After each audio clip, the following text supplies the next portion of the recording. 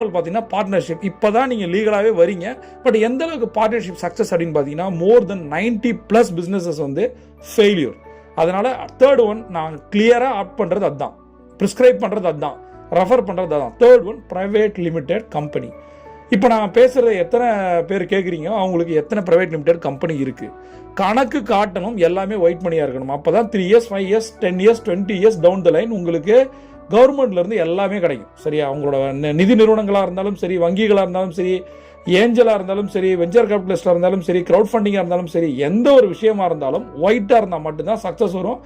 Auditor சொல்கிறாங்க அப்படின்னு சொல்லிட்டு பிளாக் மணி டேக்ஸ் கட்டாமல் இருக்கவே இருக்காது. சரியா, உங்களோட கம்பெனி முதல்ல ப்ரைவேட் லிமிடெடாக இருக்கணும். கொஞ்சம் பிஸ்னஸ் வந்த பிறகு 3 to 5 yearsக்கு அப்புறம் கம்பல்சரி உங்களுக்கு பிடிச்சிருந்தா நீங்கள் ஆசைப்பட்டீங்கன்னா பீப்புளோட ஃபண்ட் வேணும் அப்படின்னா நீங்கள் ஒரு ப்ரைவேட் லிமிடெட்லேருந்து ஒரு பப்ளிக் லிமிடெட் கம்பெனியாக மாற முடியும். அதனால் பிஸ்னஸ் வந்து லீகலாக